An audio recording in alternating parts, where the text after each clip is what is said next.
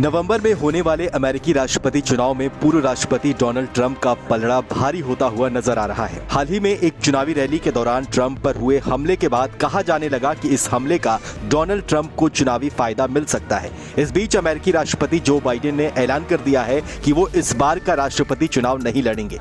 Biden ने democratic party की ओर से अपनी उम्मीदवारी वापस लेने का ऐलान कर दिया है। जो बाइडेन ने राष्ट्रपति पद के लिए उपराष्ट्रपति कमला हैरिस के नाम का समर्थन किया है, लेकिन उनके इस फैसले से एक सवाल खड़ा हो गया है कि उन्होंने अचानक ये फैसला क्यों लिया। ऐसे में बाइडेन के इस फैसले के पीछे कई बड़े कारण बताए जा रहे हैं। जो बाइडेन लगातार चुनाव में अपने प्रतिद्वंदी डोनाल्ड ट्रंप के सामने कमजोर पड़ते हुए नजर आ रहे हैं। अपनी बढ़ती उम्र, याददाश्त की कमी और खराब स्वास्थ्य की वजह से बाइडेन हाल ही में हुए प्रेसिडेंशियल डिबेट में भी ट्रंप के सामने कमजोर नजर आए। इस डिबेट के बाद उन पर लगातार दबाव बढ़ा। बीते कुछ महीनों में कई ऐसी तस्वीरें और वीडियो सोशल मीडिया पर वायरल हुए जिसमें उनकी फजीहत हुई और उन्हें राष्ट्रपति पद के लिए अयोग्य माना जाने लगा। डिबेट में बाइडेन की परफॉर्मेंस बेहद खराब रही। ना वो ट्रंप के दावों को काउंटर कर पाए, ना ही अपनी बात वो सही तरीके से रख पाए। कई बार वो बोलते बोलते फ्रीज हो गए। ऐसे भी मौके आए जब उन्हें खुद पता नहीं था कि वो क्या बोल रहे हैं और क्या कर रहे हैं।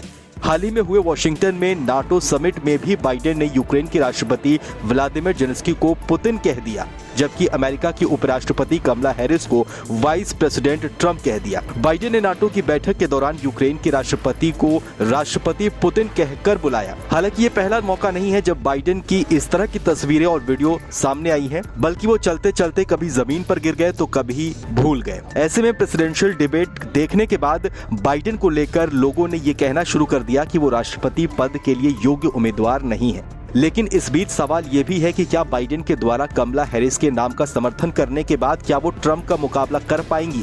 पिछले सप्ताह जारी इकोनॉमिक्स युगोव सर्वे में 41 से 43% लोगों ने माना है कि बाइडेन ट्रंप से हार जाएंगे। वहीं कमला हैरिस के लिए 39% से 44% लोगों ने ये माना है कि डोनाल्ड ट्रंप से कमला हैरिस हार जाएंगी। यानी सर्वे को अगर आधार माना जाए तो कमला हैरिस ट्रंप के सामने एक बेहद मजबूत उम्मीदवार नहीं मानी जाएंगी। इस बीच एक बात ये भी है कि भले ही जो बाइडेन ने राष्ट्रपति पद की उम्मीदवार के लिए कमला हैरिस के नाम का समर्थन किया है, लेकिन इसका मतलब ये नहीं है कि उन्हें डेमोक्रेटिक पार्टी का समर्थन मिल गया है। उनकी उम्मीदवारी पर अंतिम फैसला अगले महीने शिकागो में होने वाली पार्टी की कन्वेंशन मीटिंग में होगी। कमला हैरिस अगर डेमोक्रेटिक पार्टी की राष्ट्रपति उम्मीदवार बन भी जाती हैं तो फिर उनके लिए डोनाल्ड ट्रंप को चुनौती देना इतना आसान नहीं होगा। डोनाल्ड ट्रंप के साथ 27 जून को हुई डिबेट में जो बाइडेन का प्रदर्शन काफी कमजोर रहा और इसकी वजह से बाइडेन की पार्टी को काफी डेंट पहुंचा है, जिसको भर पाना इतना आसान नहीं है।